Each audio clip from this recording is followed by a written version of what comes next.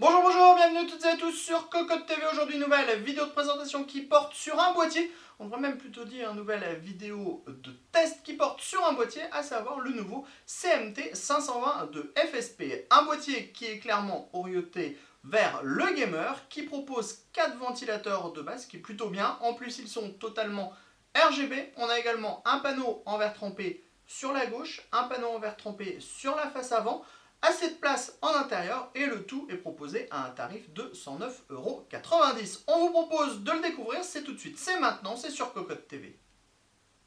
On commence avec le packaging de ce CMT 520. Le boîtier arrive dans un carton avec un petit peu de déco, mais on reste sur un boîtier de type carton. Sachez que les protections à l'intérieur sont toutes de type polystyrène.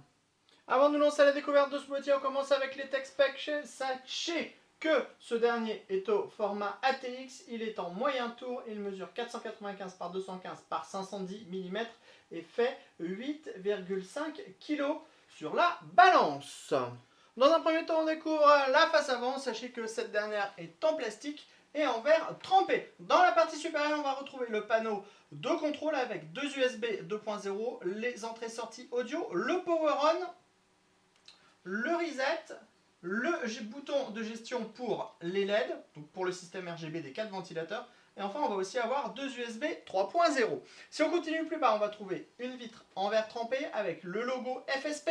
Derrière, par transparence, on voit les 3 ventilateurs de 120 mm RGB qui sont présents de base. Sachez qu'on n'a pas de filtre à l'avant et que l'air passera un petit peu sur le côté ici, ici également, en dessous et sur le côté droit, ce qui est assez logique.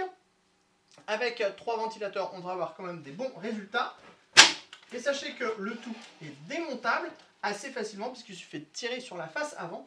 On découvre les ventilateurs qui ont des ailettes de type turbine. Sachez qu'on pourra mettre 3 ventilateurs de 140 mm si on le désire, ou alors un radiateur de water cooling en 360 mm. Sur le côté gauche, on retrouve un panneau en verre trempé, 4 mm d'épaisseur comme celui qui est à l'avant, et on va avoir 4 vis à main qui sont montées sur des rebords en caoutchouc pour le maintenir. Sur le côté droit, on reste sur du classique avec un panneau en acier qui est maintenu avec 2 vis à main à l'arrière. Sur le dessus de ce CMT 520, nous avons une grille qui est protégée par un mesh plastique aimanté. Comme vous pouvez le voir, on aura la possibilité de mettre 3 ventilateurs de 120 mm ou 3 ventilateurs de 140 mm ou un radiateur de water cooling en 360 mm. La partie arrière du boîtier propose un schéma relativement classique. On note qu'on a pas mal de hauteur dans le haut avec 5 cm, ce qui posera moins de problèmes avec les gros radiateurs water cooling, surtout les 360 mm. On a ici l'emplacement de la plaque au shield de la carte mère, un nouveau ventilateur en 120 mm avec réglage de la hauteur sur 3 cm. Sachez que le ventilateur est aussi RGB. On a ensuite 1, 2, 3, 4, 5, 6, 7, 8 slots d'extension, ce qui est plutôt une bonne chose. Les slots ne sont pas soudés, ils sont ajourés. On a un système de fixation depuis l'extérieur avec des vis classiques. Enfin, dans le bas, on a l'emplacement de l'alimentation avec des rubbers en mousse et c'est une platine qui se démonte. On viendra donc monter la platine sur l'alimentation sur la platine. Enfin, en dessous, on a un filtre amovible qui viendra protéger votre alimentation de la poussière. On termine sous le CMT 520 avec 4 pieds, des rubbers en mousse sur les 4 pieds, ici l'entrée d'air du bas, et ici l'emplacement de l'alimentation avec son filtre qui est amovible. Il faudra bien penser à bien rentrer le filtre à chaque coup pour bien le fixer. On découvre maintenant le châssis de ce CMT 520 qui est plutôt moderne. On va avoir dans la partie haute ici des passages pour par exemple le 4-8 pins CPU ou encore des câbles ventilateurs. On a également un large accès backplate, des passages dans le bas et des passages sur la partie centrale.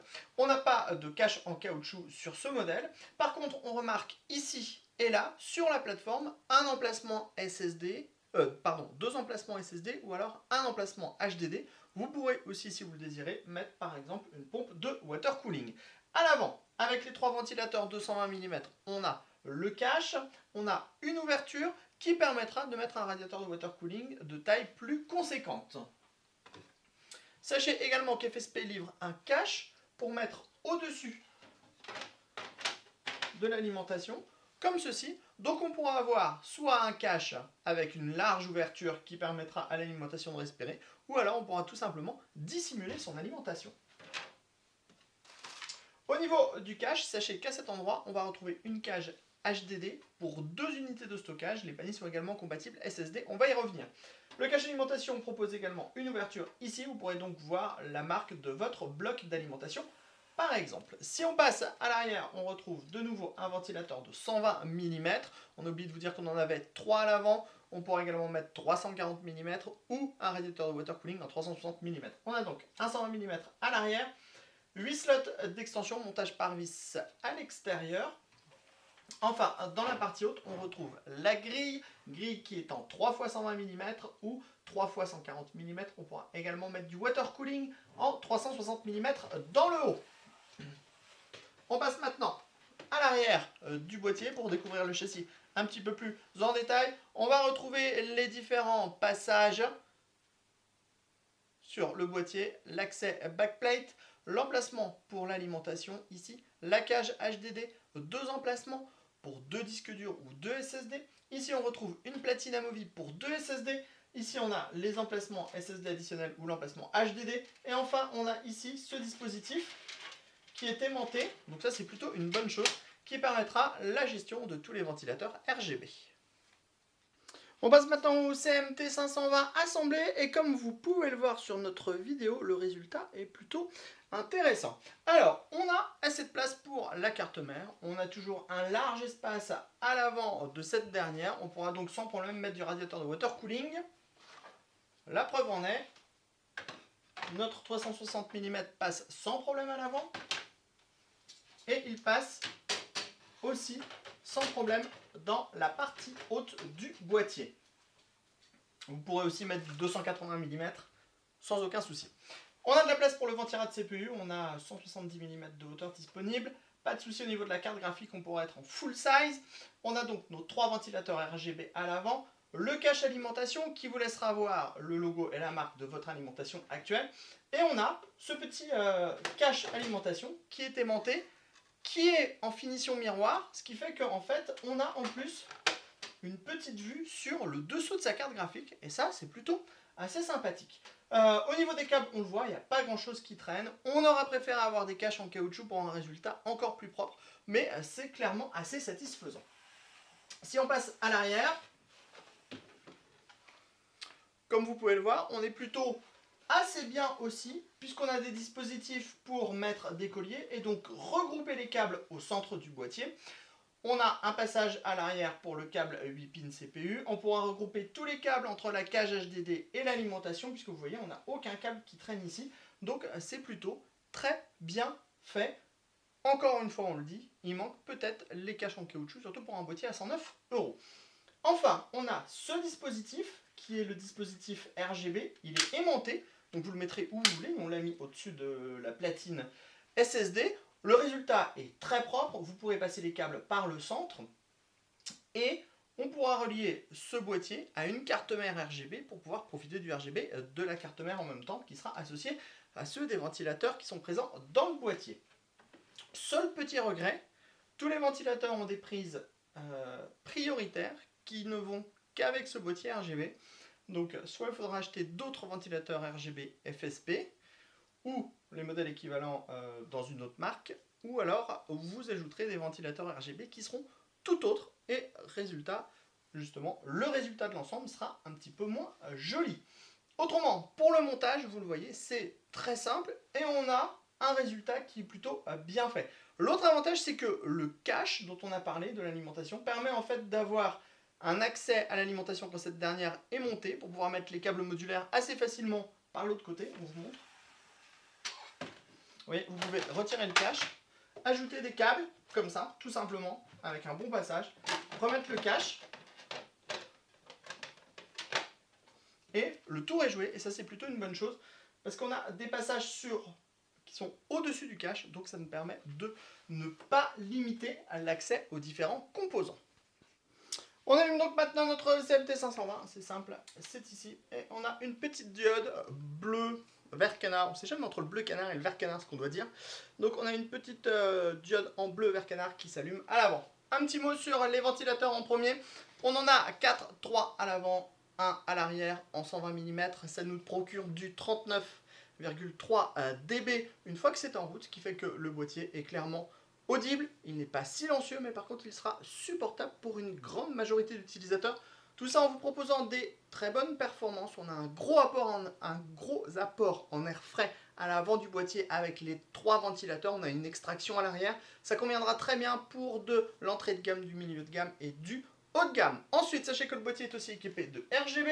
On a un petit bouton ici et quand on clique sur le bouton, on a le RGB qui se met en route sur les 4 ventilateurs. On a différents modes de fonctionnement en appuyant sur le bouton.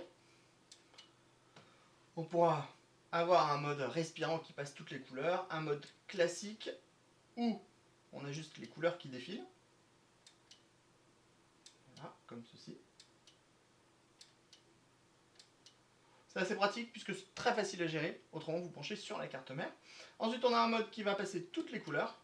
Et après on va avoir le mode RGB qui va faire des translations entre les différentes couleurs qui sont disponibles. Et on pourra enfin éteindre le PC.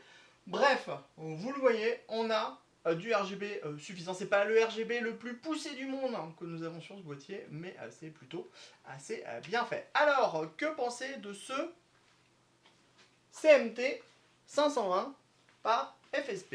Eh bien, c'est plutôt un bon boîtier. D'ailleurs, vous pouvez nous mettre des pouces autant que vous voulez, de vous abonner à la chaîne, n'oubliez pas tout ça. 109,90 €, 4 ventilateurs RGB, du verre trempé à l'avant, du verre trempé sur le côté, une gestion RGB possible même sans une carte mère RGB, du format ATX, pas mal de place en interne, donc clairement un bon boîtier. On aurait préféré avoir des petits caches en caoutchouc sur les passages, on aurait préféré avoir des ventilateurs avec une vraie prise 3 pins pour pouvoir tout simplement gérer les ventilateurs, mais ça fait du bon boulot au niveau du refroidissement et c'est pas trop bruyant, donc c'est plutôt un boîtier qu'il est comme ça là, comme on dit. Donc, cocotte d'or pour ce CMT 520 par FSP et son prix de 109,90 €. Et sur ce, on vous dit rendez-vous très prochainement sur cocotland.com pour tous nos tests, toutes nos news et toutes nos vidéos. Et sur ce, on vous dit à très bientôt.